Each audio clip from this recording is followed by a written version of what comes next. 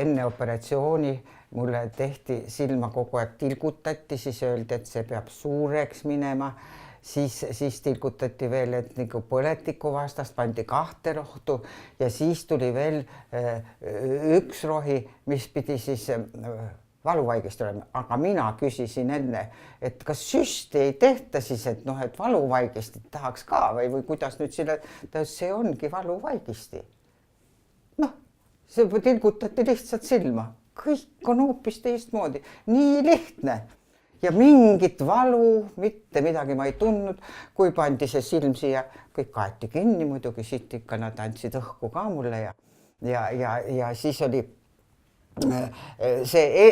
seda doktor kõik ütles, et siit tekib see terav valgus, et ärge ehmatage.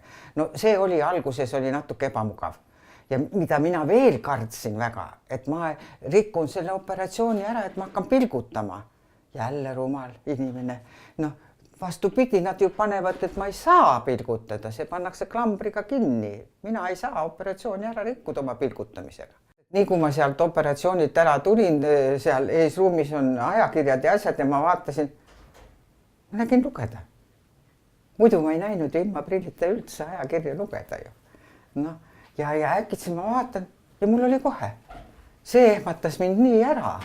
Ma ütlesin, ongi nii või? Ja järgmine päev oli juba päris tore.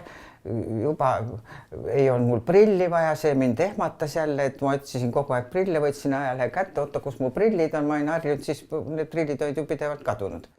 Ja prillikandjad teavad seda ja siis võtan lehe, siis kus mu prillid on, siis tuli, mul pole vaja enam prilli.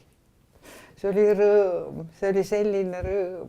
Ja värvidega oli veel eriline. Ma ikka elasin täiesti hallis maailmas. Uskumatu. Kõigepealt seesama ma panin spetsiaalselt täna selle kampsuni selga, et kõik näeksid. Minu jaoks oli see tume hall. Ma ostsin selle tume halli kampsuni pähe. Ja siis ma vaatan seda kampsunit, et jumal, see on hele hall ja lillaka tooniga.